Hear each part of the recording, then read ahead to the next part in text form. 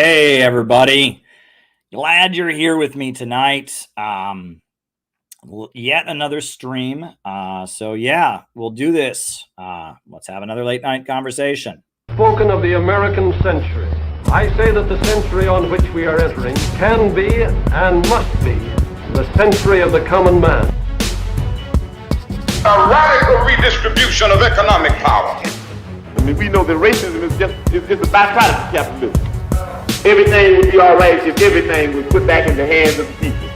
We need a government that will make sure Americans are taken care of and organize the economy to serve the people, not the profits of a wealthy few.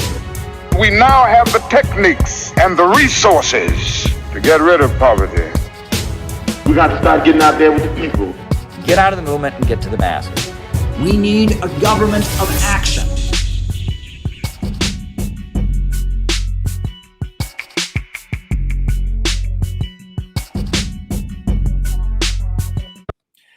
Welcome, everybody. I am so glad to be here with all of you tonight. The way we're doing this, same way we always do, where I give my opening remarks. Then from there, we do a roll call. And then from there, I answer your questions. Now, the way the opening remarks are working tonight is just like last night.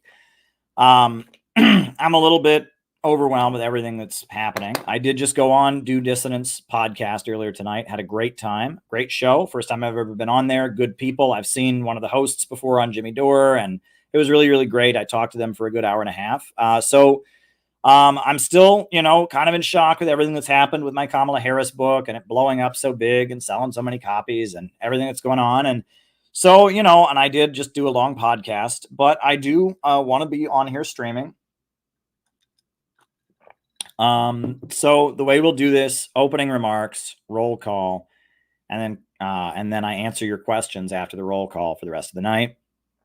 Quick reminder, for those of you that are interested, every morning we have on the CPI YouTube channel, we have a morning message from a different member. And we've had some pretty good ones lately. So, we try to keep our members engaged, keep our members, it's a great way to do that. Start your day with revolutionary hope and optimism. That is the slogan we use. So go subscribe to the Center for Political Innovation YouTube channel. Great way to stay involved with what we're doing and a great way to just start your day, stay engaged with the group, etc. So morning messages. And we also have a great way now, if you would like to submit a morning message, if you want to make one of your own to share with everybody, right? We had an international viewer who did the one that aired this morning. It was a great message about engaging with people. I thought it was tremendous. And we got another great one lined up for tomorrow. And if you are wanting to help engage with people in our community, give them inspiration, etc., I encourage you not only to watch every morning the morning messages, but to make a morning message. A great way to stay engaged. So there's that. Great way to stay engaged. Tonight I'm going to do my opening remarks. My opening remarks will be continuing to read from chapter 3 of the new Center for Political Innovation textbook, Out of the Movement to the Masses, Anti-Imperialist Organizing in America. And then I'll answer your questions after we do the roll call, and that's it. So last night I was on here for quite some time reading from the textbook. So I will do that again. Sorry, I'm having a little bit of allergies here.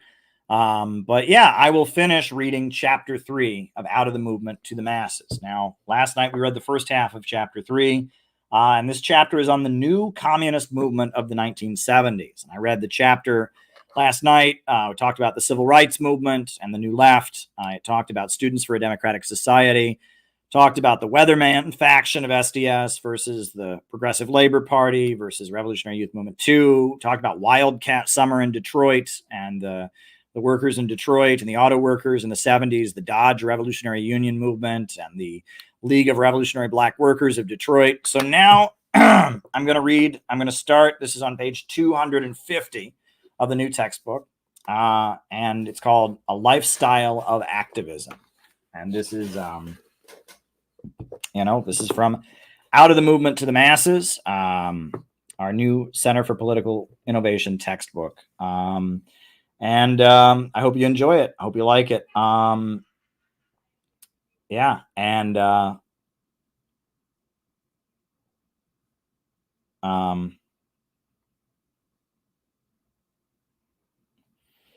hold on.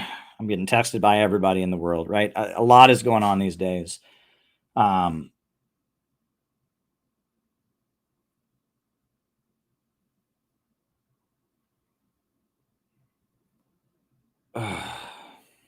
Hold on. All right, so I'm going to start reading where we left off on page 250 of the new textbook, A Lifestyle of Activism. If one word had to be chosen to characterize the culture of the new communist movement, it would be intense, writes Max Elbaum. The sheer amount of time, passion, and energy that movement cadre threw into political work made movement life all-consuming. Today, it is fashionable to attribute such single-mindedness to some combination of top-down structures, ideological brainwashing, and psychological aberration. But the willingness and indeed eagerness of young Marxist-Leninists to devote most of their waking hours to revolutionary activity was not the result of manipulation, orders from above, or unmet emotional needs. It was an expression of a deeply held conviction.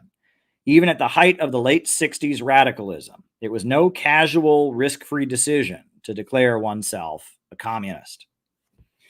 The various NCM groups took their mission very seriously. They aimed to set up a new communist organization among the U.S. working class. They often lived together and tried to have total devotion to the cause. The practice of criticism, self-criticism, was utilized by activists to hold each other accountable and demand people give their utmost to the cause. There was a strong understanding on the part of most MCM groups that what they did not want to be part of, they did not want to be part of the counterculture or fringe elements of U.S. society. However, being a communist in America during the Cold War relegated one to the political fringe, as communism was the country's declared enemy. The NCM's stated goal was to build a base among the population, and it sought to maneuver in various ways to accomplish this task. In 1974, Boston implemented a policy of school busing in order to racially desegregate education. Children were bused to random schools rather than the one closest to them, in the hopes of breaking down inequality between the schools in black neighborhoods and white neighborhoods. The working class white Irish Americans of Boston were vehemently opposed to the program, and ugly racist riots soon erupted. Black nationalists, such as the Nation of Islam and the Black Panthers, opposed school integration. The busing question forced many communists into an awkward position. Some defended busing, some highlighted voices of black radicals who opposed it, and some embraced the racist riots. The headline of the Revolutionary Union newspaper proclaimed, "The people must unite to smash the Boston busing plan." The text, Heavy Radicals, the FBI's Secret War on America's Maoists, by Aaron Leonard and Conard A. Gallagher, quotes the article that the RU published justifying their support for anti-busing riots. Quote, "Those who think the way to stand with black people and other oppressed nationalities is to attack white workers as simply a bunch of racists, who think the ruling class is a friend of the oppressed, can at best only drag the tail of the struggle, and if they continue on this path, can only end up falling over backwards completely into the camp of the ruling class." The RU eventually apologized and became the bad example of a communist group that had embraced the right wing. The wisdom that supporting the right wing was an unforgivable crime soon spread. The Workers' World Party prided itself on organizing a "We Say No to Racism" rally against the racist riots in 1974 that attracted 20,000 people. Max Elbaum writes, quote, "The RU dug in its heels. For the first time, faced not just criticism, but complete isolation. The Revolutionary Union founded the Revolutionary Communist Party in 1975, and at the time was going to great lengths to break with counterculture and leftist aesthetics. Members wore jean jackets and baseball caps with the names of beer companies, a kind of caricature of what they thought of working class people." Elbaum writes, outside of its own milieu, however, the RU-RCP had become a near pariah. Between the fall of 1974 and 1975, it shifted from having criticism of the RU to seeing it as outside of Marxism-Leninism altogether. During this time, the RCP seized control of Vietnam veterans against the war. According to Elbaum, the RU-controlled national office moved decisively to assert full control over the organization. It expelled a number of chapters and drove out scores of individuals and imposed programmatic uniformity on those members who remained. Despite becoming increasingly isolated from the movement, the Revolutionary Communist Party was much larger than other NCM groups. And the next section we've got is Prairie Fire, National Hard Times Conference, and Bicentennial protests. All right. The Weather Underground, originally the Weathermen, had been continuously bombing symbolic sites such as the U.S. Capitol building, the Pentagon, and the offices of elected officials. The group generally called in a threat prior to the explosive detonating in order to make sure that no one was killed. After a while, Weather Underground bombings began receiving less and less publicity and attention. As a result, the organization began debating how to move forward and decided it was time for a dramatic public relations move. The organization issued a book called Prairie Fire, The Politics of Anti-Imperialism in 1974. It was the first statement of Weather Underground politics since 1969, and they distributed 40,000 copies all across the country. Stacks of the book were discreetly left on college campuses, inside of bookstores, and in various places where the Weathermen believed potential sympathizers would find them. The book was intended to explain the justification for the various bombings the organization was carrying out and raise the organization's notoriety in the face of decreased media attention. The primary author of the book was probably Clayton Van Litograph.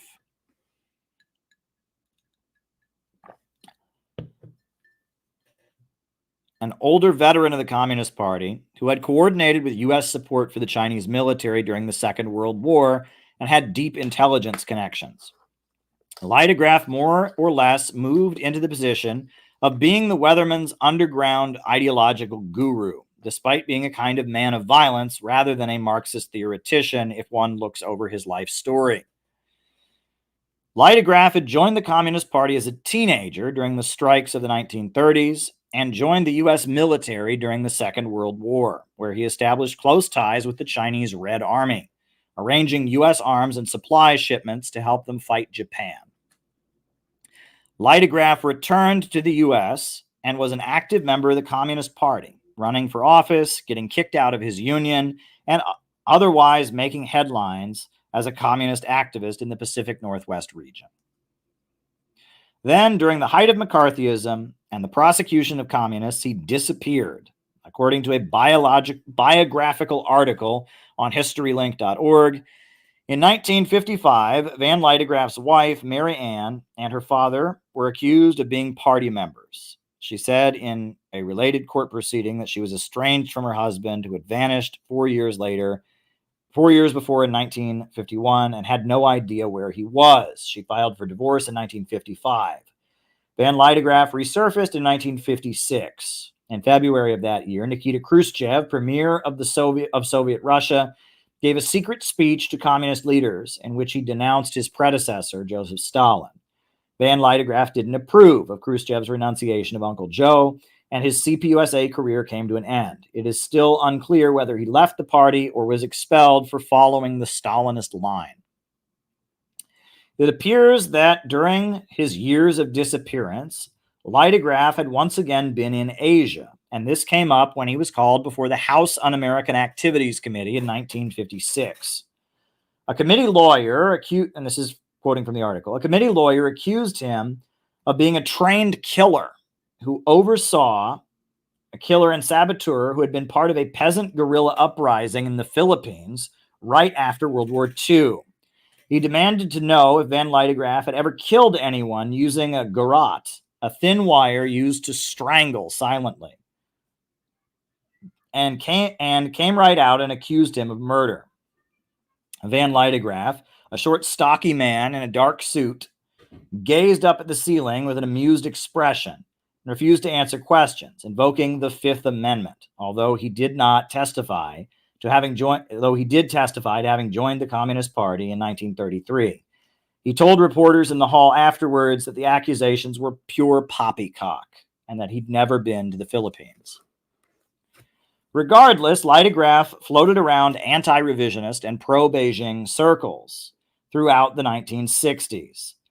He wrote a few pamphlets such as The Object Is to Win that were widely circulated before he eventually joined the Weather Underground in the early 70s. He supported himself as a refrigerator repairman and engaged in clandestine activities such as planting bombs and breaking drug guru Timothy Leary out of jail. He eventually left the illegal clandestine wing of the Weather Underground and formed the Prairie Fire Organizing Committee as the public, above-ground organization that aimed to generate public support for their activities after the Prairie Fire book was distributed across the country. The above-ground organization raised money for the Weathermen and helped them make connections with the Black Liberation Army and other left adventurist organizations that engaged in illegal activities. And we have a picture of Clayton Van Litograph, who became the leader, basically, of the Weathermen. And you don't read about him, right? A lot of histories of the Weathermen leave him out, right? They talk about Bernadine Dorn and Bill Ayers, but it's Clayton Van Litograph, an older communist with years of experience in strong-arm tactics, who became the main ideological voice among the Weathermen and their allies. Clayton Van Litograph. All right. From January of 1930 to from January 30th to February 1st, 1976, the Prairie Fire Organizing Committee organized the National Hard Times Conference, which served as a gathering of many NCM and related organizers. The October League Marxist-Leninists, the Black Panthers, the Guardian newspaper, the Puerto Rican Socialist Party, Workers' World Party, the Socialist Workers' Party, and many other small sects gathered for a few days of fiery speeches and workshops. Max Elbaum writes, over 2,000 people turned out, but the conference suffered from extreme lack of focus, at some points bordering on utter disarray, and did not meet its goal of setting up an ongoing coalition. In 1976, the United States celebrated its bicentennial with a mass patriotic parade in Philadelphia to honor the Declaration of Independence. The Revolutionary Communist Party countered the bicentennial with months of provocative actions leading up to a large rally on July 4th. The slogan they used was, "We've carried the rich for 200 years, now let's get them off our backs." And Vietnam Veterans Against the War, led by RCP members, raised the slogan, "We won't fight another rich man's war." RCP activists seized the Statue of Liberty and unfurled huge banners with both slogans from it. Over 5,000 people who joined the RCP in the streets of Philadelphia for the July 4th event. Photographs of the rally's veteran contingent have become iconic. All right, here we'll show you the pictures, right? So this is the veterans contingent at the bicentennial rally. We won't fight another rich man's war. And then these are this is the poster that they made and the campaign they built to build it. We've carried the rich for 200 years. Let's get them off our backs. About 5,000 people.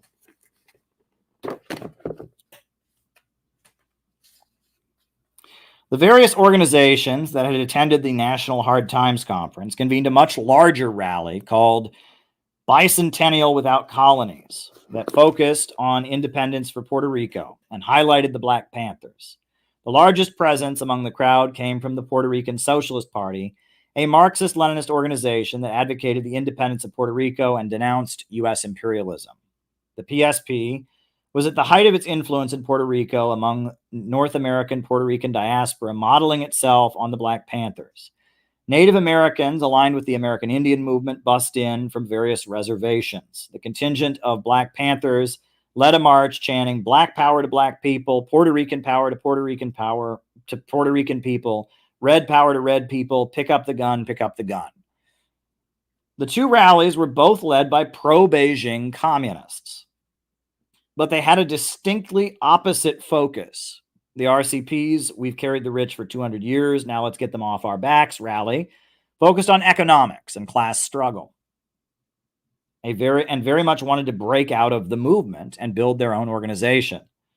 The RCP went it alone, doing their own rally and using it to spread a specifically communist message.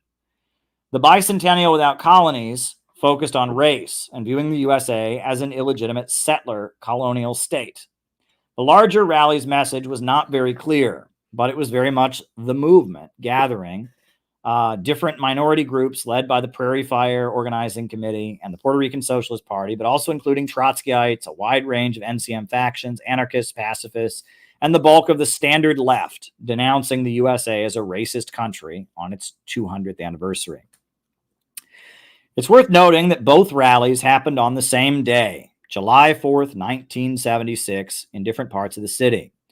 Although Bicentennial without Colonies was far bigger in numbers, "We've carried the rich for 200 years, got much more attention, and years later, much more information about it can be found. It was aimed at communicating a coherent class struggle, anti-imperialist message to the U.S. public in a way that could be easily understood. The RCP rally had a disproportionately larger impact, despite its smaller size, and chose a much more effective approach. The organizers of Bicentennial without Colonies were fruitlessly trying to build up some kind of coalition among different leftist trends and identity politics groupings. This involved negotiating with each other for time on a stage and highlighting their various pet issues. Ultimately, this grouping was about holding together a fringe and isolated movement, but the RCP aspired to lead the U.S. working class to revolution. In 1977, the New York Times raised the alarm about the growing influence of the Revolutionary Communist Party among West Virginia coal miners through its Right to Strike Committee. This organization had begun in 1974 in opposition to gas rationing imposed by the West Virginia governor during the energy crisis. One wildcat strike organized by RCP members in 1975 went on for 8 weeks and involved 50,000 workers who demanded a change in union grievance procedures. RCP member and Vietnam veteran Louis Skip Delano was briefly sent to federal prison for violating court orders and injunctions. According to heavy radicals, the judge cited Delano's political beliefs as making him a danger to the industry and to the United Mine Workers. All right. Now we're getting to 1978. Decline begins. Outside of Detroit and a few other parts of the country, let me see if I can find another position where it's easier to read. Outside of Detroit and a few other parts of the country, the new communist movement largely failed to build a base among the population. Most of the U.S. public, especially white Americans, viewed communism as evil, anti-Christian, and totalitarian. Most new communist movement groups worked very hard to not look like counterculture hippies. Many of the NCM groups required their male members to have short hair, and in some cases, their female members to wear only dresses and not pants. The groups forbade drug use and often proclaimed that homosexuality was bourgeois decadence. Regardless of how much the NCM activists tried to break with counterculture aesthetics, they remained fringe. With a few exceptional breakthroughs, such as the Detroit auto plants and the West Virginia coal fields, the NCM only seemed to recruit in marginal spaces, such as college campuses and prisons. The American industrial workers had high wages and were comfortable in their lives and did not want to join a revolution. The idea that the bulk of Americans were irredeemable racists who benefited from imperialism began to become popular in response to the NCM's failures. Noel Ignatin coined the concept of white skin privilege as a way of explaining why white industrial workers did not stand in solidarity with their black co-workers. A book called Settlers, The Mythology of the White Proletariat was published in the early 1980s by a person identified as Jay Sakai, who claimed to have been an NCM activist who became disillusioned with the potential of the white working class. The Weather Underground had more or less always believed the bulk of American workers were irredeemable racists, with a kind of brief reprieve in this kind of thinking for their 1976 Hard Times Conference. And I also have the poster for the Hard Times Conference. You can see, right? This was the National Hard Times Conference. Hard times are fighting times. So there we go. All right.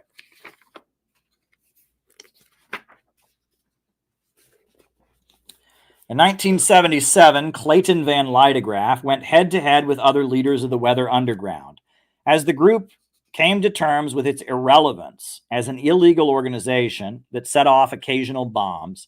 Internal fighting got ugly. Litograph circulated an audio recording of Bernadine Dorn crying as she read out a confession, an apology for racism, crimes against the people of the world, and trying to wreck the women's movement. In the tape, she also denounced her husband, Bill Ayers, and other prominent leaders of the organization. After getting pretty badly burned in the internal fighting, Mark Rudd turned himself in to the FBI in September of 1977. At the time, his father told the media, quote, "You get a little bit too old to be a revolutionary." The same year, Litograph and 4 others walked away from the Weathermen to form the Revolutionary Committee. The FBI, which had been closely monitoring them for several years, arrested them in November of 1977 in order to prevent them from blowing up the home of a California state senator. The small group of 5 people that had broken away from the Weather Underground apparently had planned a string of bombings to make a name for their new organization. They eventually took a plea deal and served 2 years in prison. So, next section is San Francisco chaos and the fall of George Moscone. San Francisco, the center of the 1960s counterculture, was a stronghold of the new communist movement organizations throughout the early 70s. The various sects battled each other in the streets in an atmosphere that was much darker and more pessimistic than the idealism of the early 60s upsurge. The role of the FBI in playing various communist factions against each other is pretty well established. 2 Trotskyite groups, the National Caucus of Labor Committees and the Spartacist League, both gained reputations for engaging in violence against other communist organizations. But they were far from alone in this practice. Many Maoist and anarchist sects existed simply to expose, torment, threaten, attack, and harass other radical organizations.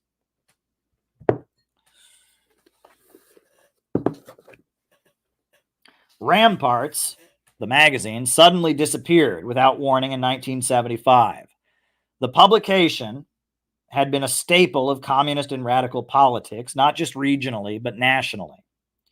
The magazine had been sued in 1972 by Pacific Bell Telephone Company for publishing copyrighted technological information in an article about how to prevent one's phone from getting tapped by law enforcement. The magazine had become more and more focused on sexual matters in the early 70s, giving a lot of attention to the gay rights movement, feminism, and content related to personal advice about sex. San Francisco had also become a center of the gay rights movement. Among the organizations that operated in San Francisco was the Democratic Workers' Party, headed by Marlene Dixon. This was a communist organization that emphasized feminism and gay rights and functioned in a semi-clandestine manner. It had a presence mainly on the West Coast. In 1974, George Moscone was elected mayor. He won against rival Democrat Dianne Feinstein, who viewed him as being too far left. Moscone was a social democratic figure who drew support from labor unions and some NCM groups, though most did not back him, seeing him as a liberal reformist. Moscone aligned himself with the gay rights movement and the first openly gay elected official, City Alderman Harvey Milk. Both Milk and Moscone received massive support from a strange pro-communist religious sect called the People's Temple. The People's Temple was led by Reverend Jim Jones, a Pentecostal minister who led a mostly black congregation and proclaimed himself to be the combined reincarnation of Jesus and Lenin. Jim Jones was a personal friend of CPUSA leader Angela Davis and had frequently preached sermons praising the Soviet Union and China. Jones also staged faith healings and miracles and claimed he was a prophet sent to Earth to announce the death of God and free humanity from the sky god in order to usher in heaven on earth.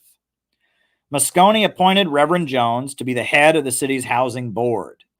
Soon, deeply disturbing revelations about the internal activities of the People's Temple began to surface. In response, Jones began moving his flock to Guyana, where he established a socialistic agricultural commune. On November 18th, 1978, that was the date of the infamous Jonestown massacre, when Jones and over 900 of his followers drank cyanide or were shot. The victims were children, and many victims did not drink cyanide but had it forcibly injected into their bodies. Shortly afterward, on November 27th, George Moscone and Harvey Milk were assassinated inside of San Francisco City Hall. The shooter, former police officer Dan White, received only a 2-year sentence, invoking the infamous Twinkie defense at his trial and blaming junk food and mental illness for his actions. San Francisco was gripped by the infamous White Night riots among the gay community, and Dianne Feinstein became the new mayor. The tragic events of late 1978 seemed to be setting the stage for much wilder events in the coming year. And so we have a picture of, this is Reverend Jim Jones, the bizarre pro-communist pastor who claimed he was the reincarnation of both Jesus and Lenin. It's Reverend Jim Jones. And then we have Dianne Feinstein being sworn in as mayor, right? Dianne Feinstein, who was known as Dorothy after The Wizard of Oz because she was so associated with the gay community and all of that. And she became mayor after Harvey Milk and George Moscone were assassinated. It's worth noting that the Jonestown incident intensified the cult scare of the 1970s, of the late 1970s, spawned by the rise of new religious movements. Ted Patrick and his associates formed an organization called the Cult Awareness Network that engaged in a practice of kidnapping people when their relatives felt they had been, quote, brainwashed by a cult. A number of CIA-linked psychiatrists and researchers worked closely with the Cult Awareness Network, including Louis Joylin West, Margaret Singer, and Robert J. Lifton. Deprogrammers would hold people against their will and attempt to change their religious beliefs, charging their family members thousands of dollars for the service. The Unification Church, an anti-communist religious organization from South Korea, was rising in prominence during these years. The group presented itself as a peace movement and used language that sounded similar to 1960s counterculture groups, but was aligned with the hard right wing and the World Anti-Communist League based on the island of Taiwan. The Unification Church recruited college-aged students to engage in anti-communist activism through its campus group called CARP, Collegiate Association for the Research of Principles, and its larger anti-communist group called Causa International.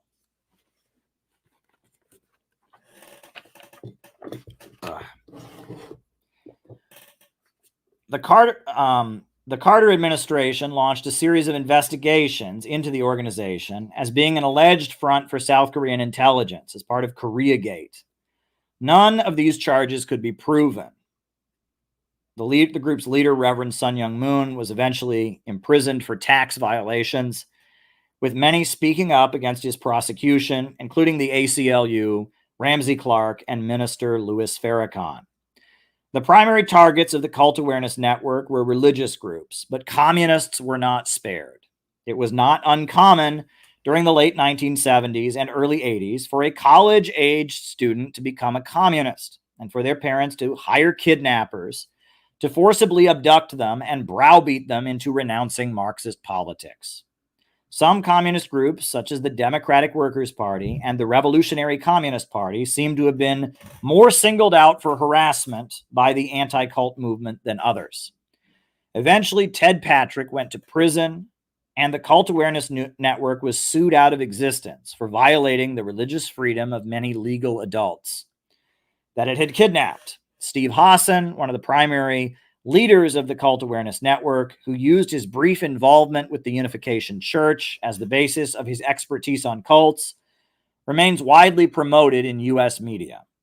He regularly appears on CNN, and his book, The Cult of Trump, was widely promoted in U.S. media. Hassan functions as a background advisor to prominent socialist breadtube personalities such as Vosh, ContraPoints, and H-Bomber Guy. A number of reports claiming to show KGB involvement with the Cult Awareness Network have been circulated, but reports also indicate the involvement of U.S. law enforcement and intelligence agencies in their activities as well. The various religious and political groups operating in the United States during these years were often seen as potential pawns in intelligence schemes and had different covert forces seeking to manipulate their behavior and nudge them in different directions. All right. Now, 1979, the tragic climax.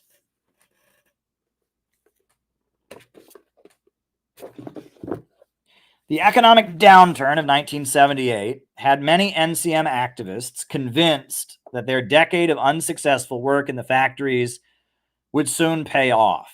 The 1976 Hard Times Conference had used the slogan, "Hard times are fighting times," and anticipated the militancy of the Great Depression would return to the U.S. working class in response to economic hardships. However, the bulk of the white working class, among the bulk of the white working class, the opposite was the case. U.S. living standards had been consistently rising since the end of the Second World War, and the response of most U.S. workers to the sudden downturn was to become more conservative and to blame the decline on liberal reforms. The so-called Reagan Revolution set in, and the NCM activists moved into tragic desperation. The death of Mao Zedong and the rise of Deng Xiaoping also confused them. China had already confused them with its pro-U.S. foreign policy. When Deng Xiaoping arrested the Gang of Four and declared the Cultural Revolution to have been a mistake, many NCM groups denounced China outright. The Communist Party Marxist-Leninists solidly backed Deng Xiaoping and embraced the new leadership in China, only to be told a few years later that China no longer wanted a relationship with U.S. communist organizations. The CPML dissolved in 1981, with members fighting over what to do next and going in various directions. The Revolutionary Communist Party split in 1978, with China being a central point of debate. Those who remained loyal to Babavekian denounced China as having restored capitalism. Those who split seemed to maintain some support for China, or at least wanted to distance themselves from the Gang of Four. Those who left the RCP called themselves Revolutionary Worker Headquarters, and fistfights between the two factions took place across the country for several years. Avakian expelled every member of the RCP except for his trusted inner circle, and forced anyone who wished to rejoin the RCP to reapply for membership and clearly demonstrate their loyalty. The RCP functioned in a much more clandestine and secretive manner. Literature such as Red Papers 8, published by those who resigned or were expelled, indicates that internal issues and debates about strategy played a larger part in the split than merely disagreements about China's new leadership. Label Bergman, a veteran of the CPUSA, who had been Avakian's mentor, joined with Mickey Jarvis and a number of others to form Revolutionary Workers Headquarters. The Revolutionary Worker Headquarters attacked Avakian's personally on issues related to his mental health and alleged that the organization was becoming a cult of personality around him and not aimed at building a base among the working class. They wrote, I'm not going to read it, it's a long thing about Avakian, whatever, right? Avakian decried much of the RCP's activism as economism and began orienting the group toward more adventurous street confrontations, much like the SDS Weathermen he had once opposed. Avakian wrote, "To make such a rupture with economism was very revivifying. What kind of word is that? Very revivifying and very liberating for me, for our party as a whole. Our whole practice changed enormously." In one section of his autobiography, Avakian references a revelation that he had at a Jimmy Buffett concert. I'm going to read this because it's hilarious. As the struggle with these Mensheviks, Mickey Jarvis, Label Bergman, and others, was developing and sharpening up a bit after the revisionist coup in China, I went to a Jimmy Buffett concert. I had listened to some Jimmy Buffett songs because Jimmy Buffett had sort of one foot in youth culture and one foot in country western culture. He came to Chicago, and his band, which was the country western, which was called the Coral Reefer Band.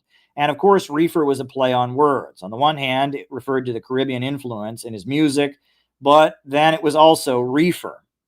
And this was the Jimmy Buffett concert. There was lots of reefer, and there was a lot of jokes from the stage from Jimmy Buffett and the band about reefer, and a lot of people in the audience who were smoking reefer. And in the audience, there were a lot of youth from the middle class, but there were also a lot of young white proletarians there who all got into this. And this might seem odd, but even in the form of all this talk about reefer and the people joking about it, there was a rebellious edge. And it made me think, we've gotten into tailing after more intermediate sections of the workers, or even more backward among the white workers. There are workers, including many white youth, who are more alienated and rebellious than many of the more stable and more conservative tending workers, among whom we tend to be focusing our work. It is right to have strategic orientation toward aiming to win as many people as possible from the intermediate workers and even more backward workers to socialism. But this should not be our main focus. In a way, this Jimmy Buffett concert, while in and of itself a small thing, was part of provoking questions in my mind, politically and ideologically. When the embassy of the People's Republic of China opened in Washington, D.C. in 1979, RCP members trashed it, smashing the windows, spray painting pro-Mao and anti-Deng slogans on it, and throwing small explosives into it. In the following days, the RCP organized a Death to Deng Xiaoping rally outside the White House with when Deng met with Carter. 2 RCP members were enabled by the U.S. Air Force and Secret Service to infiltrate White House grounds and disrupt Deng's press conference with Carter. Avakian and 200 RCP members were arrested and hit with heavy criminal charges. At the time, the RCP was heavily infiltrated by an entity called Western Goals. This was an intelligence service staffed by members of the John Birch Society, and that worked with the FBI to track communist organizations. This is a photo from the RCP's Death to Deng Xiaoping protest. The Revolutionary Communist Party held a Death to Deng Xiaoping rally in Washington, D.C., in which over 200 people were arrested.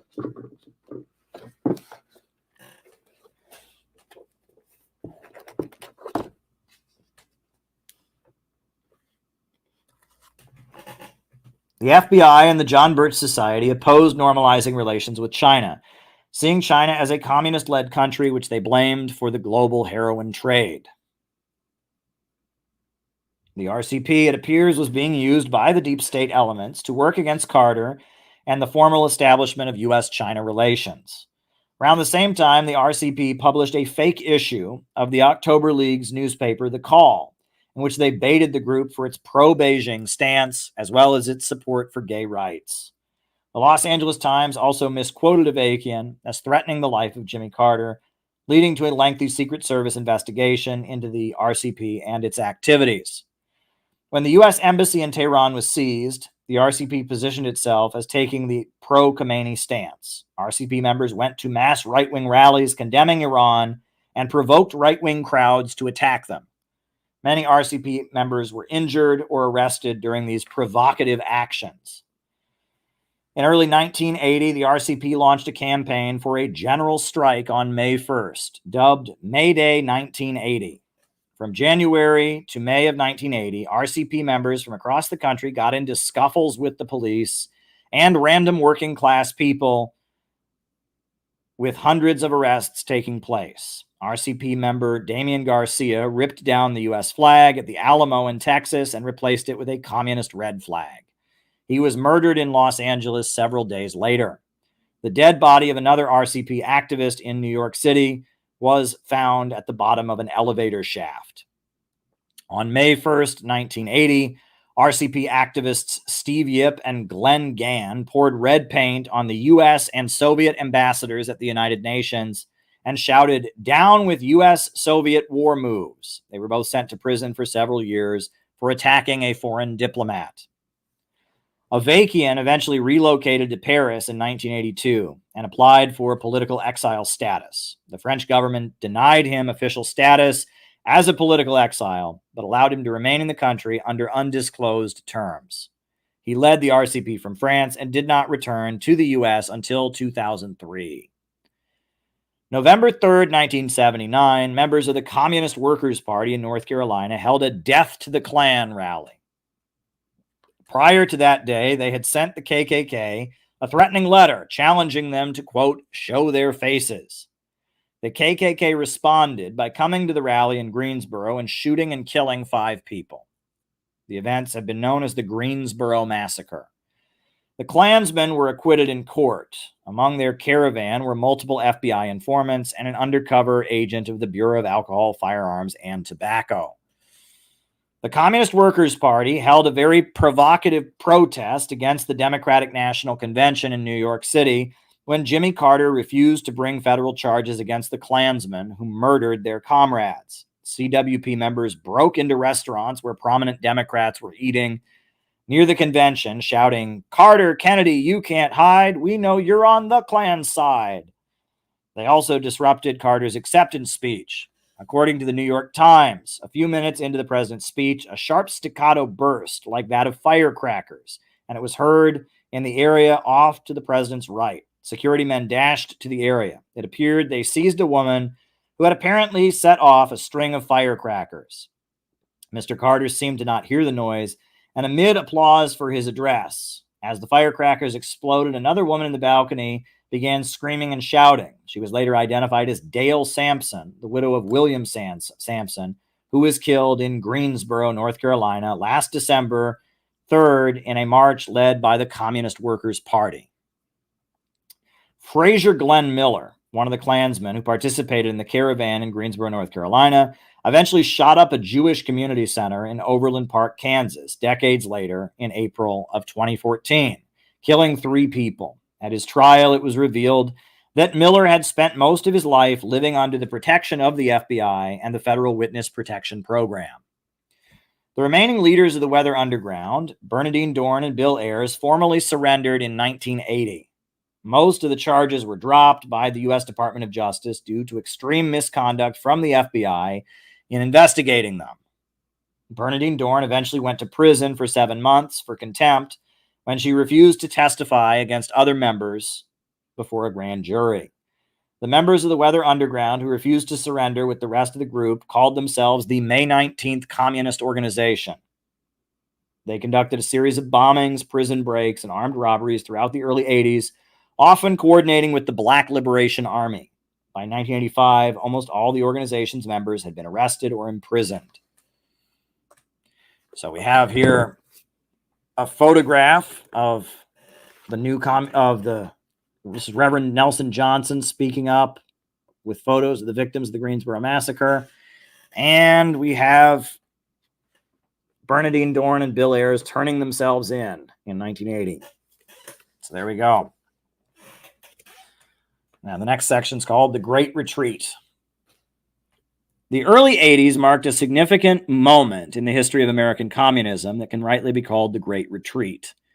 In the aftermath of a decade of work that showed little progress, China's political shifts, and the right-wing turn in American politics, many people turned away from Marxism-Leninism altogether.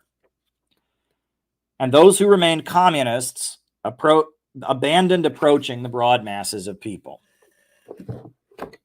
A key factor in moving people away from communism was the Democratic Socialist Organizing Committee, which formally became the Democratic Socialists of America in 1982. We're reading from Out of the Movement to the Masses, Anti-Imperialist Organizing in America, Chapter 3, on the New Communist Movement.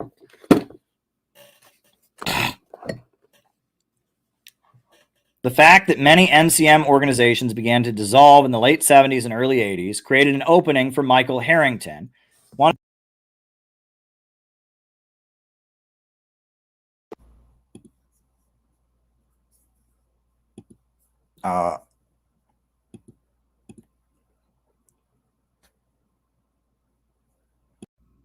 there we go, fix the microphone. One of the State Department socialists of the Lyndon Johnson administration, who had been mentored by Trotskyite Max Shachtman to win over confused and demoralized people with an anti-capitalist orientation. Many of the organization's top leaders had very open and direct ties to U.S. intelligence. Irving Howe had been one of the leading academics promoted by the CIA's Congress for Cultural Freedom program, with his work published in Partisan Review. He was frequently used in mainstream publications like the New York Times Book Review as a Marxist who condemned anti-imperialists. Gloria Steinem, the leading feminist voice in America, was also a founding member of DSA. She openly brags about her longtime relationship with the CIA that started in the early 60s when she infiltrated communist youth festivals. Amid all the confusion, as various NCM groups dissolved or split, a well-funded publication called In These Times, staffed and funded by DSA members, was circulated and made arguments using Marxist language that trying to form a communist organization in the United States was pointless.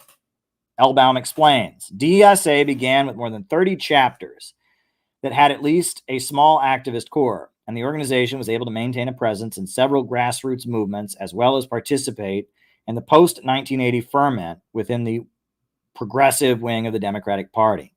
The formation of DSA established social democracy as the dominant trend on the socialist left. With lots of funding and a soft approach, the DSA organizers would de-radicalize new communist movement members and woo them into mainstream Democratic Party politics or living as harmless academics, no longer seeking to build a revolutionary organization. The rising star of DSA was Bernie Sanders, who ascended in local politics in Vermont.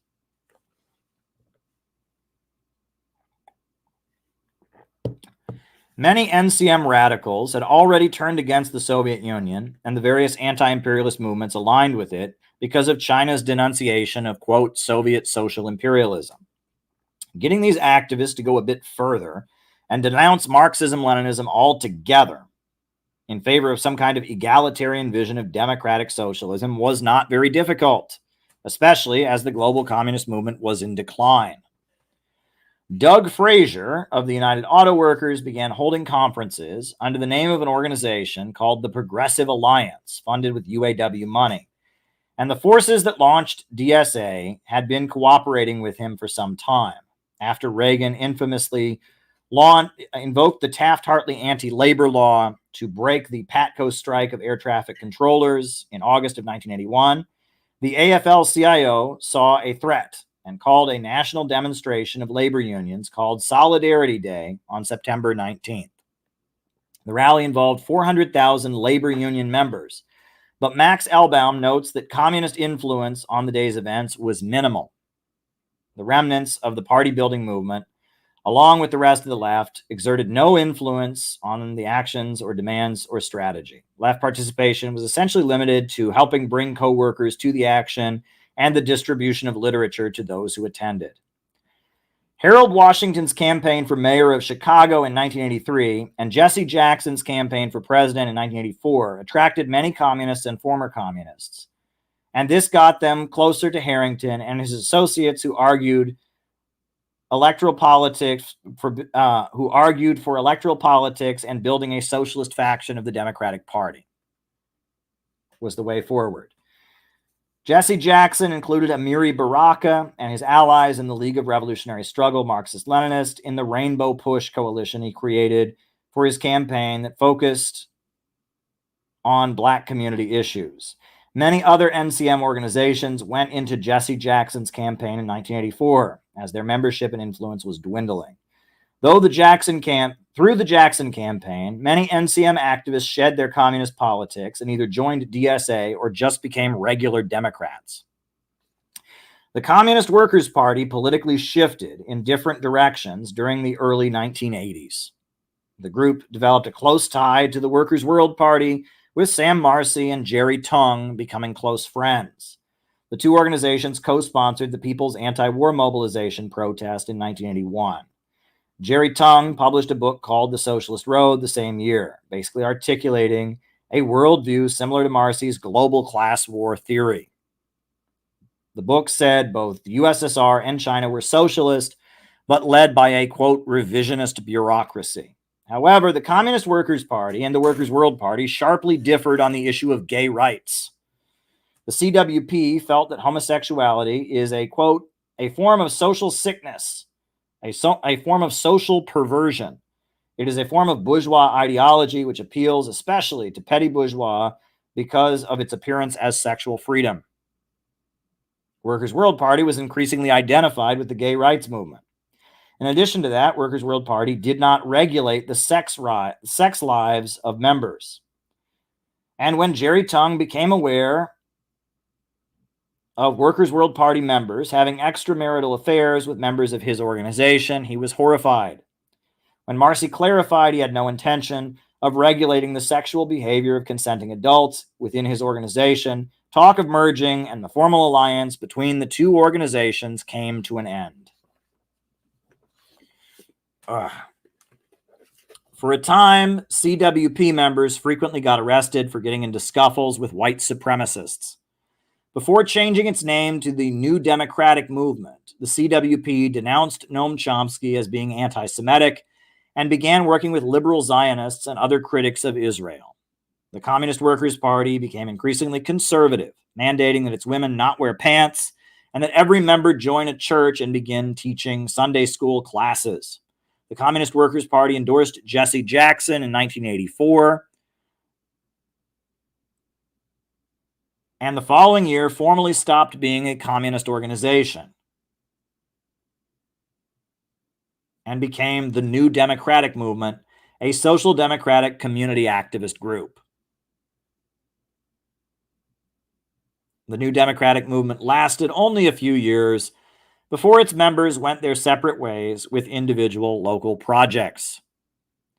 What remains of the Communist Workers' Party can be found in a variety of Asian American nonprofits linked to the Democrat Party in New York City and California, the most prominent of which is called Asian Americans for Equality. Former Oakland, California Mayor Gene Kwan and New York City Council member Margaret Chin were both prominent members of the Communist Workers' Party before becoming regular Democrats with significant support among Asian Americans in their respective cities. In Greensboro, North Carolina, a large African-American church called the Beloved Community Center, headed by Reverend Nelson Johnson, a member of the Communist Workers' Party who witnessed the 1979 massacre, functions as the center of liberal activism in the region. The church sends delegations to Cuba and seems to fit some anti-imperialist and anti-capitalist teaching into its overall liberal Christian activism and worldview. The 1984 Jesse Jackson campaign also managed to undo the communist politics of Amiri Baraka's League of Revolutionary Struggle Marxist-Leninist. The group dissolved, and the few who remained communists began calling themselves the Socialist Organizing Network. In 1986, the Democratic Workers' Party collapsed amid cult allegations and demoralization, expelling its leader, Marlene Dixon, and liquidating assets. The bulk of what was left of the DWP merged into the Socialist Party of America. The DWP had been the target of the Cult Awareness Network for quite some time and was apparently in the process of receiving funding from the communist government of Bulgaria and rebranding as the Alliance Against American Militarism to function as a think tank in Washington, D.C.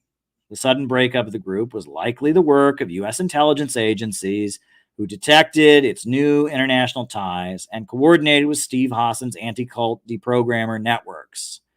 Janja Lalich, former member of the Democratic Workers' Party, was rewarded with a position within the anti-cult academic circles, receiving grant money and awards from various foundations linked to Steve Hassan's deprogramming deprogrammer network. In addition to those who had just abandoned communism altogether, those who remained communists retreated from any effort to win over the bulk of the masses of people. The experience of the 1970s and the right-wing turn of the country, in response to the economic downturn, cemented the idea that average Americans were not recruitable and that communists could only recruit openly and openly function among certain specific marginal areas of U.S. society. Former members of the October League, the Revolutionary Workers' Headquarters, and the New Communist Movement organizations formed the Freedom Road Socialist Organization in 1986. The Socialist Organizing Network of former followers of Amiri Baraka dissolved into Freedom Road in 1994. The group orients its members to get jobs in labor unions and liberal NGOs and try to maneuver within them while attending secret meetings with other members to struggle over line. A breakaway called Liberation Road, which is much less anti-imperialist, operates in the same manner. The Freedom Road Socialist Organization's members' homes were raided by the FBI in 2010 as part of an investigation of Palestine solidarity activists. An organization and publication called Line of March emerged in the 1980s as a kind of academic literary voice of former NCM activists assessing where to go. The group began shifting to support the Soviet Union and its allies in the Cold War and printed several different books and magazines for intellectuals interested in communism. The group maintained the radicalism and focus on third world national liberation that one found in the New Communist Movement of the 1970s, but it oriented its members to support the Democratic Party and engage with Communist Party USA, with the Communist Party USA and its allies. The group called itself the Anti-Dogmatist Non-Revisionist Trend and earned the nickname Left of Moscow for its new international orientation. Line of March seems to have been very much a literary, academic, non-activist formation. After the fall of the Soviet Union, some of them trickled away from communism and joined committees of correspondence for democracy and socialism formed by Angela Davis when she resigned from the Communist Party in 1991. An organization called the Provisional Communist Party operated in secret for several decades, organizing a number of benevolent associations, such as the Eastern Farm Workers Association and the California Homemakers Association,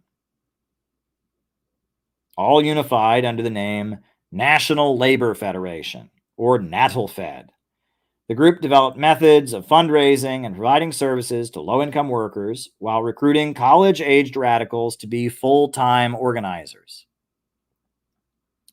The group's offices in Crown Heights, Brooklyn, were raided by the FBI in 1984, and several members were imprisoned for possessing forged documents.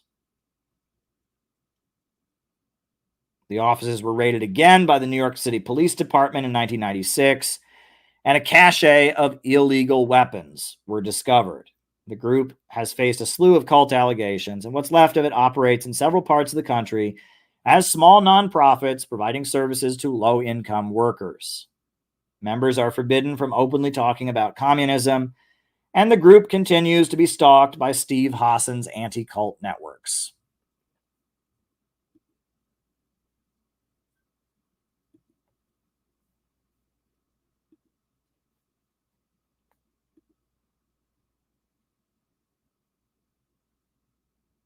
All righty. Just continuing with our reading. We are reading Out of the Movement to the Masses, Anti-Imperialist Organizing in America. And we're finishing up chapter 3 about the new communist movement of the 70s and how it came to an end.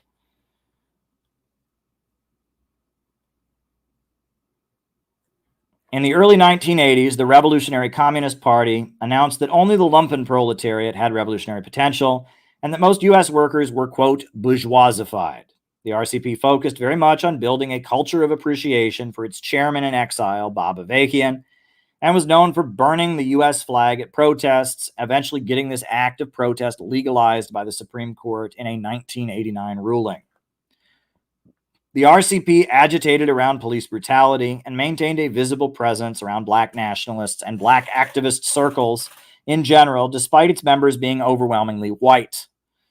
The RCP was able to consistently attract college-aged radicals, maintaining a network of bookstores in major cities. RCP held rallies against Ronald Reagan called No Business as Usual. In 1987, they formed an organization called Refuse and Resist, declaring the USA was drifting into fascism under George W. Bush, or George Herbert Walker Bush. The RCP seems to have developed a scheme of declaring Republicans to be fascists and organizing alarmist, hysterical demonstrations against them with ads in the New York Times and rallies as a way of fundraising from liberals. This tactic continues right up to today with Refuse Fascism protests against Trump, run by RCP members, though membership is dwindling. Bob Avakian is over 80 years old, and a large chunk of the membership was expelled in 2008 when Avakian's New Synthesis was declared a new stage of communist theory, higher than the teachings of Marx, Lenin, or Mao. Only 2 RCP bookstores remain open at this time, but Avakian did manage to have a lengthy, high-profile, hour-long interview with Dr. Cornel West that played on National Public Radio and a public event with Dr. West at Riverside Church on November 15, 2014. A small faction called Rayo Light, or Revolutionary Organization of Labor, has recruited a few prominent labor unionists to its ranks. It publishes a newsletter and holds very secretive conferences to discuss Marxist-Leninist theory and maneuver within the labor union bureaucracy. The Prairie Fire Organizing Committee originally started as the above-ground network of supporters of the Weather Underground, but it continued to operate throughout the 1980s and 90s after Ayers and Dorn surrendered. The group emphasized white skin privilege and the notion that solidarity with third world armed struggles should be the focus, and published a magazine expressing its views. The group was primarily made up of college students who were in awe of Ayers and Dorn's radical past. Prairie Fire members raised money for members of the Black Liberation Army and the May 19th Communist Organization who remained in prison. The group became less and less visible, with its magazine ceasing publication during the 1990s and its website being taken down in 2010. Many former communists became college professors. As their organizations dried up and the movement experienced a downturn, they went to grad school. They now get grant money to use their Marxist background to write academic papers or books on gender oppression, white privilege, and other critiques of U.S. society. Community colleges and public universities around the country are staffed with people who once sold Mao's Red Book in their 20s, but now teach undergraduates while slipping in edgy talking points about racist, sexist white males and settler colonialism. The tragedy of the new communist movement is that their actions from 1969 to 1980 were more or less correct. They went to the broad masses of Americans, especially those who once worked in the vast industrial apparatus of the country, with a communist message. They went out of their way to distinguish themselves from liberals and to raise a class-conscious anti-imperialist message. Unfortunately, the ground was not fertile. The bulk of the U.S. working class was still gripped by anti-communism and reveling in the economic gains of the post-World War II economic expansion. The demoralization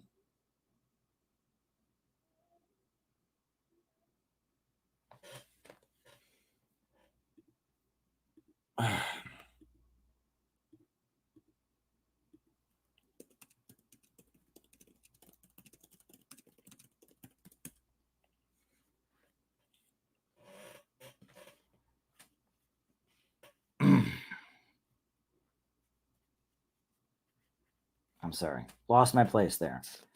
The demoralization. Where did I lose my place? All right.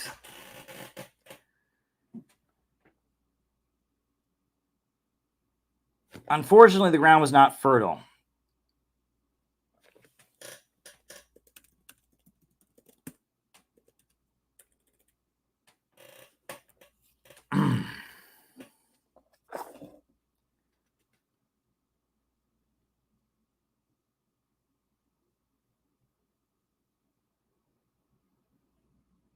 Unfortunately, the ground was not fertile. The bulk of the U.S. working class was still gripped by anti-communism and reveling in the economic gains of the post-World War II economic expansion. The ruling class was able to transform the economic crisis of the late 70s into a right-wing cultural shift. Okay, the demoralization. All right. Anyway, folks, you can read like the last few paragraphs if you want. My voice is getting tired. And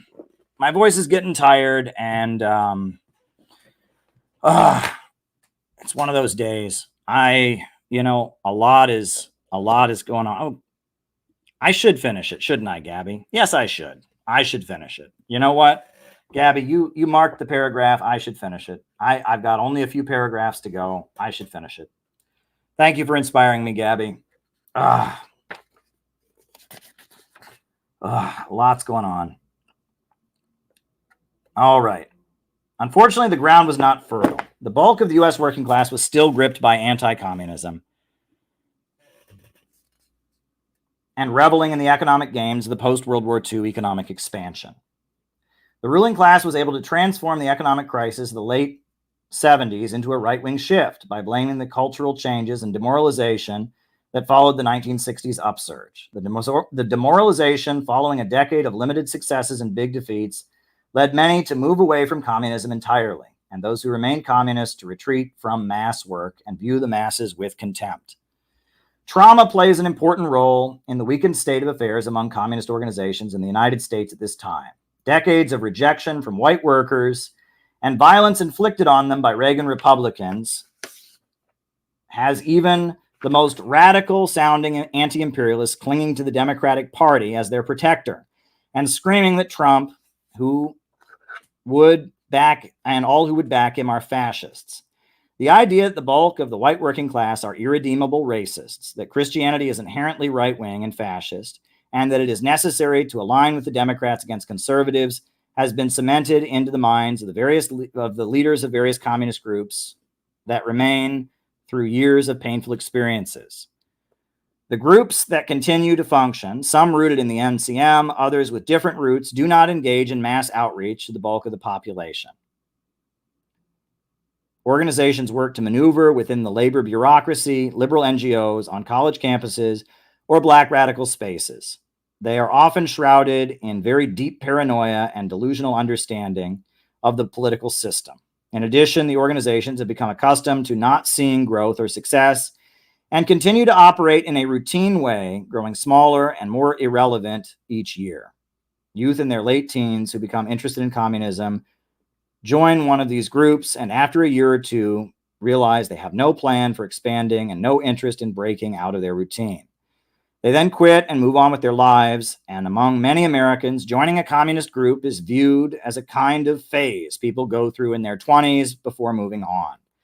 However, the times we are living in are very different from the late Cold War, when the Great Retreat took place and the state of affairs set in. In 2024, the bulk of the population is opposed to wars economically suffering. Anti-communism is being actively taught and emphasized by the far right.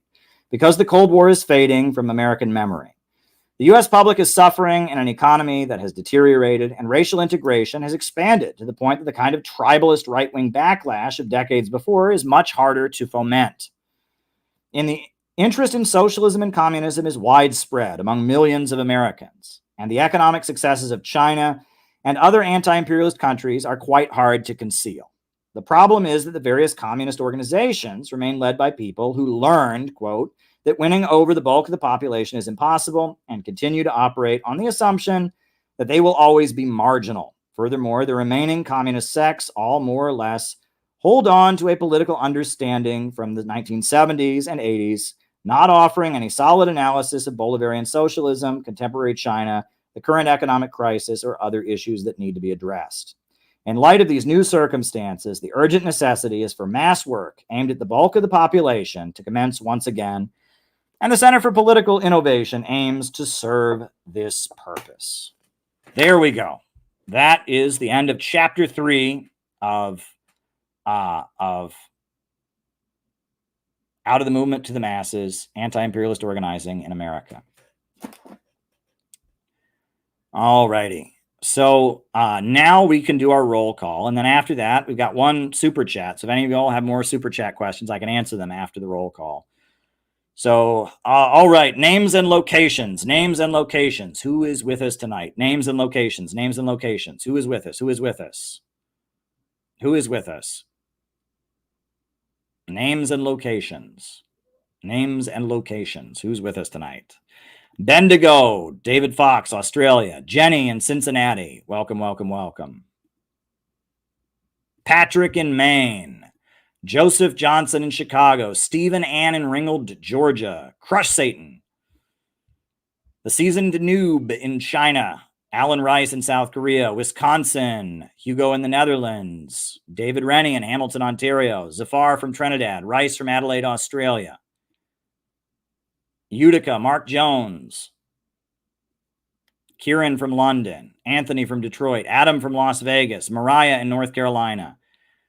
Thanks for finishing, comrade. In Chicago, Gabby. Thank you, Gabby. Lauren in Arizona. Colin in Greensboro. Steve in Boston. Names and locations. Names and locations. Anybody else? Names and locations. Names and locations. Who is with us tonight? Names and locations. Philippi in Brooklyn. Got to see you at church today and looking forward to Chicago. Yes, that's going to be good. That's going to be good. A lot going on. You'll be hearing more about that in the next few days. A lot is going on. You have no idea what's going on, folks. I am exhausted right now. About 100 things are happening right now. Many of them are good, and many of them, and all of them are necessary. Let me just put it that way. But there we go. Hello, everyone. Hello, comrades. Very good. Damien in Miami, Florida. Welcome, welcome, welcome. Names and locations. Names and locations. All righty. All righty. San Antonio, Texas. Laura Floyd. All righty. We just finished our online study of Chapter 3 yesterday. Fantastic discussion, especially in relation to what happened in Australia. Well, that's really great. I know David Fox is leading a study group of this book. And if you want to send me any notes from that, I'd be curious what people said. And I know that in Australia, you had Maoist groups, you had similar things. And so I'd be curious what overlap there was with the Australian experience. My book focuses on the U.S. experience. So there you go. If anyone else has any more super chats, now would be the time to send them. If not, we'll probably end this. I did want to stream tonight, and I'll probably stream tomorrow night, but a lot is going on. I was just on Due Dissonance podcast tonight, and that took a lot out of me, but it was a great program. And our organization, we're doing great things, and we're adjusting right now, and change is good and change is necessary. And I'm excited about where we're going as an organization. We're doing some great stuff, and I'd like to, I'm not ready to tell you about everything yet, because there's a big announcement coming tomorrow, kind of about the next thing that we're going to do in relation to the book. There's some other things going on. But I don't quit. I don't surrender, and I don't give up. You know what I'm saying? That's how I've always been. And we have done amazing things. We have done utterly amazing things. And as an organization, we're going to continue to do that. And, my attitude in CPI, let me reemphasize, has always been, if you want to work with us to do what we do, come along. And if you don't, that's fine. No one's making you. But we allow dual membership in any organization, and we are not a party. We're here to get shit done. And if you want to help us get shit done, great. One thing I do want to say, I have been increasingly telling people we need to stop aiming to recruit people who call themselves communists. Because in America, that's a very, very small number of people. And right now, the bulk of people who call themselves communists are woke. And it's the people who are not woke and call themselves communists are a really, really small and irrelevant minority. And I said on Due Dissonance podcast today, I call myself an innovationist. That is a form of communism. And I feel that's fully in line, with what it means to be a communist if you go to actual communist countries. But right now in the United States, our politics is in a very strange place, and we need to get to the masses who are struggling right now. And we need to build a real organization of people who would never go looking for this, and that anything with communist associated with it in the United States, unfortunately, is tainted by some bad stuff. We have to build a real organization right now. That is the urgency. It's not a matter of building a social media fandom. It's building a real organization. And I want to do it. And, you know, these streams are a great way to connect with people that are part of our community. You know, and that's great. But ultimately, I want to invite you to a real organization and to be part of a real community. And we're right now getting over the hurdle of being that, right? You know, we have been trying to be that for a long time, but we haven't really become that. We had some conferences and all of that, but we're in the process of getting over the hurdle of being a real organization that does real stuff. You know, and that's not an easy transition.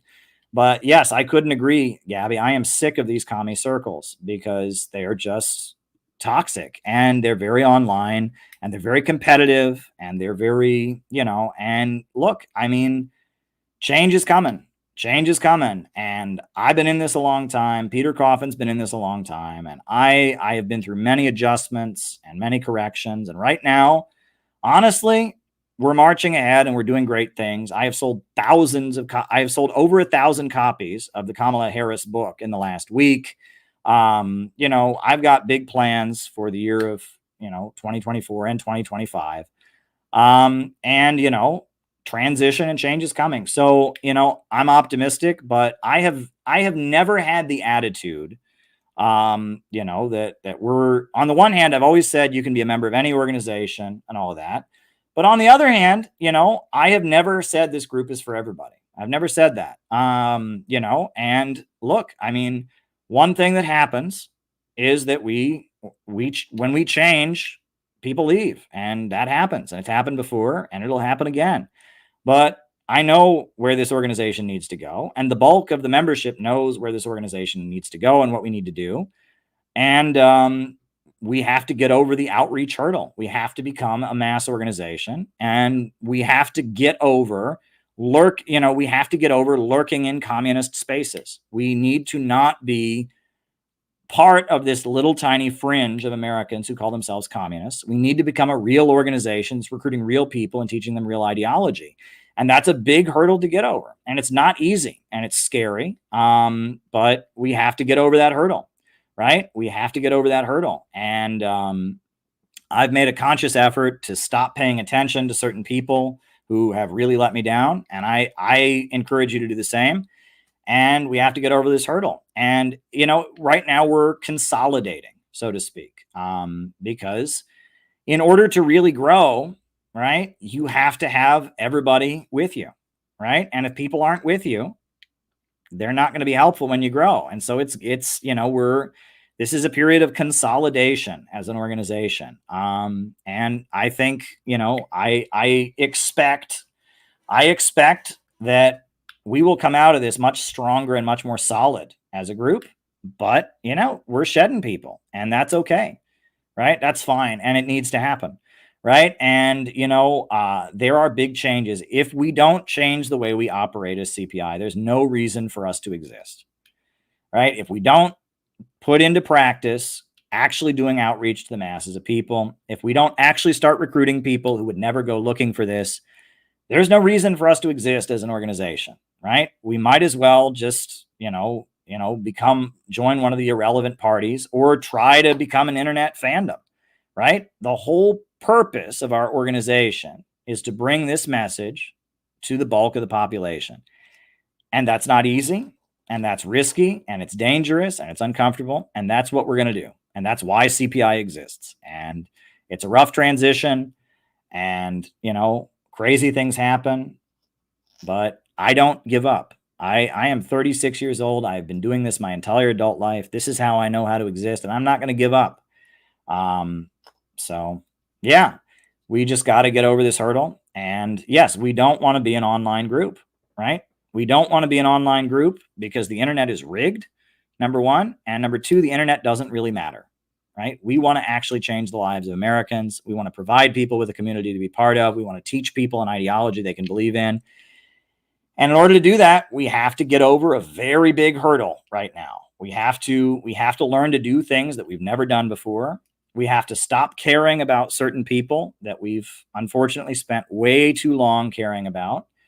And we have to we have to change the way we approach things. And we'll be stronger in the long run, and we'll expand. But things are changing. Look, there was a time, where CPI existed as just part of an internet enclave, an internet niche, and that time must end. That time must end. We cannot exist that way. It's time to get out of the movement to the masses. So, I don't see any more super chats, so I'm going to end it here. I'll probably be back tomorrow night. I'm doing some interviews tomorrow, Galloway and some others, and we'll put on the closing music. So, all right, everybody. Talk to you soon. New upsurge in the struggle against U.S. imperialism is now emerging throughout the world. Ever since World War II, U.S. imperialism and its followers have been continuously launching wars of aggression. But the people of various countries have been continuously waging revolutionary wars to defeat their aggression. While the danger of a new world war still exists, and the people of all countries must get prepared, revolution is the main trend in the world today.